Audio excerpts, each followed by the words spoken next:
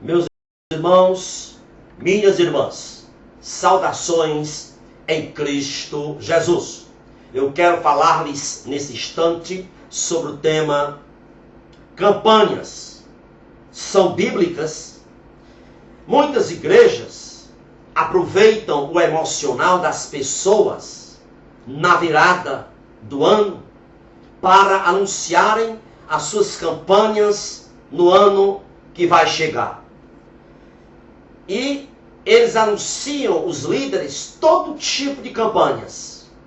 É a campanha dos 7 cultos dos milagres, é a campanha dos 12 cultos de prosperidade e por aí vai. Meus irmãos, essas campanhas, elas têm 3 objetivos. O primeiro objetivo é a autopromoção. O segundo é a arrecadação de fundos, de dinheiro.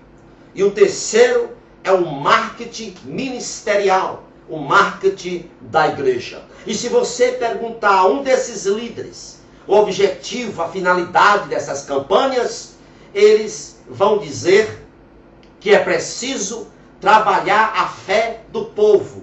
E as campanhas é um meio excelente para isso. Ora, meus irmãos, em primeiro lugar, isso contraria Romanos capítulo 10, versículo 17, que diz: a fé vem pelo ouvir, e ouvir a palavra de Deus, e não através de campanhas. Edifica-se a fé das pessoas através da exposição bíblica da palavra de Deus, e não através dessas famigeradas campanhas. E vale observar que em nenhum momento dessas campanhas é enfatizado o governo de Deus sobre a vida do crente. Essas campanhas não ressaltam que o maior milagre é o novo nascimento, é a regeneração do coração do homem. Em segundo lugar, na Bíblia não há uma sequer campanha. Nós não encontramos campanhas sendo promovido na Bíblia pela igreja primitiva, ou por algum apóstolo, ou por algum discípulo. Aliás, a única pessoa que tentou promover uma campanha de sinais, um show de milagres, foi o adúltero e cínico Herodes. Em Lucas capítulo 23, verso 8, diz a Bíblia: Herodes, quando viu a Jesus, alegrou-se muito, porque havia muito que desejava vê-lo, por ter ouvido de Jesus muitas coisas, esperava que Jesus viria fazer algum sinal, algum milagre.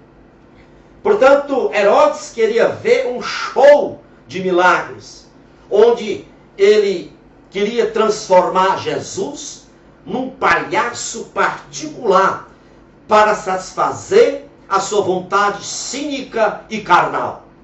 A Bíblia diz que Jesus, percebendo a vontade cínica e carnal de Herodes, o versículo 9 seguinte diz: Jesus nada lhe respondeu. Meus irmãos, nas Escrituras não há ordenanças para se fazer campanhas. As campanhas usadas hoje nada mais são do que uma reprodução das novenas da Igreja Católica Romana. Na verdade, as igrejas promotoras dessas campanhas são, na realidade, o que eu chamo de igrejas do mercado. Por quê? Porque o principal objetivo dessas campanhas é o enriquecimento das contas bancárias dos seus líderes, à custa da fé alheia. O que a igreja está precisando não são de campanhas. A igreja está precisando de ser prisioneira de Cristo. Isso a igreja está precisando. A igreja primitiva Era uma igreja que podia dizer à sociedade, podia dizer aos de fora: olhe para nós, olhem para a nossa vida. Lembro-me quando Pedro ia subir nos degraus junto com João, subir nos degraus do templo, e um coxo estava pedindo esmola. A Bíblia diz que Pedro, fitando o coxo, disse juntamente com João: olha para nós. É isso que a igreja está precisando. Dizer à sociedade: olhem para nós, olhem para as nossas vidas. Por quê? Porque a beleza espiritual deve ser a virtude da igreja.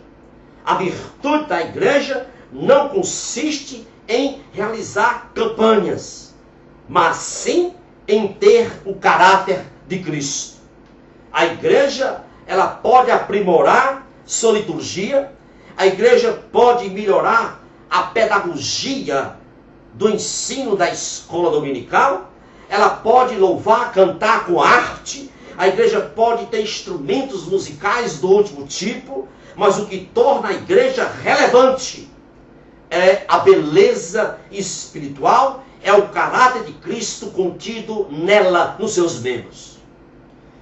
Então a igreja tem que trabalhar a fé das pessoas, não através de campanhas, mas através da exposição bíblica, da exposição da palavra de Deus.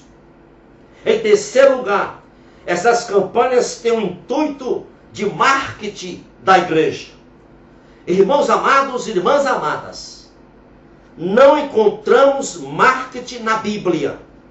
Os apóstolos, os discípulos não fizeram marketing de si. A igreja primitiva não fez marketing. Nós não encontramos Jesus fazendo marketing do seu nome. Nós não encontramos Jesus indo à casa de Pedro, de Tiago, André ou João para bolar uma estratégia a fim de promover o seu nome, para bolar uma estratégia de marketing para o seu ministério. Não vemos isso. Jesus curava, ensinava, realizava sinais e prodígios com muita discrição. Jesus não trombeteava o que fazia. E meus amados irmãos, quando nós estudamos a vida dos puritanos, são exemplos para a igreja hoje.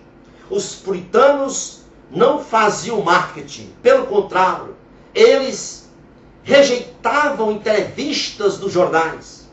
A maioria das vezes, os puritanos assinavam as suas mensagens apenas com as iniciais do seu nome, porque eles temiam que alguém pudesse honrá-los mais do que Cristo. Eles temiam que alguém pudesse roubar a glória de Cristo, que só a Cristo pertence. Quando analisamos os puritanos, nós vemos que eles não queriam que a sua foto estivesse na capa dos seus livros. Os puritanos não queriam a capa que seus livros fossem coloridos ou tivesse foto de si, porque eles temiam que as pessoas se distraíssem em relação à mensagem que estava contida nos seus livros. Meus amados irmãos, e em quarto lugar, essas campanhas não são bíblicas, porque todas elas estão associadas a votos financeiros. Pode prestar atenção nessas campanhas. Os líderes dizem assim: faça um voto financeiro a Deus, que Deus te recompensará em dobro. Meus amados irmãos, sabe o que são votos hoje? Nada mais são do que a judaização do cristianismo. Votos a Deus nada mais são do que a judaização do evangelho. Mas você pode dizer: não, mas Ana fez voto, Jacó fez voto, Jefté fez voto. Sim, mas escute bem, o padrão para a igreja hoje não é o judaísmo. O nosso padrão é a nova aliança. com a vinda do Senhor Jesus Cristo, nós sabemos que inaugurou-se uma nova dispensação. E aí, a relação de Deus com o homem, do homem com Deus, não acontece mais através de méritos nem de atos. Não existe nada que o homem pode fazer para merecer as bênçãos do Senhor. Votos não é aplicável no Novo Testamento. Votos a Deus não é aplicável na vida cristã hoje. Nós vemos votos no Novo Testamento, claro. Se você ler Atos 18, Atos 21, 23 a 27, relata que Paulo fez voto. Mas pare um pouco aí. É verdade, mas Paulo fez esse ato de voto, fez essa concessão, orientado pelos anciãos judaicos. Sabe por quê? Porque Paulo estava sendo considerado uma pessoa não grata pelos os judeus novos convertidos. Paulo estava sendo considerado uma pessoa não bem-vinda, não agradável para os novos judeus convertidos. Então, devido a isso, devido a esse fato, porque não estava sendo bem quisto, tendo uma visão melhor de Paulo, os judeus não estavam tendo essa visão melhor, porque Paulo pregava a salvação, anunciava a salvação das pessoas, sem os ritos, sem os costumes da lei. E isso estava tornando Paulo assim um pouco, as pessoas novas convertidas, judeus, estava não aceitando bem aquilo. Então Paulo, ao receber a ordem, a orientação dos anciãos, ele pratica o voto. Ele cedeu à prática do voto a fim de ganhar os fracos da fé. Foi por isso que ele diz em 1 Coríntios 9:20, tornei-me judeu para os judeus, a fim de ganhá-los para Cristo. E vale salientar uma coisa aqui. Paulo fez essa concessão orientado pelos anciãos judaicos, porque naquela instante, naquela época, o rito do voto indicava consagração.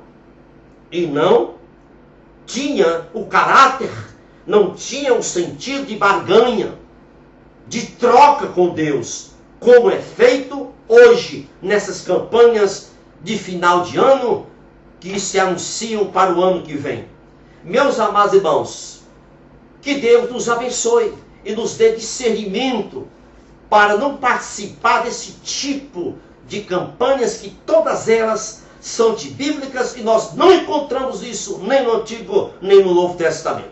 Que o Senhor vos abençoe rica e abundantemente, é o meu desejo para você e toda a sua família. Louvado seja o Deus Altíssimo, que Deus te abençoe. Muito obrigado. Amém.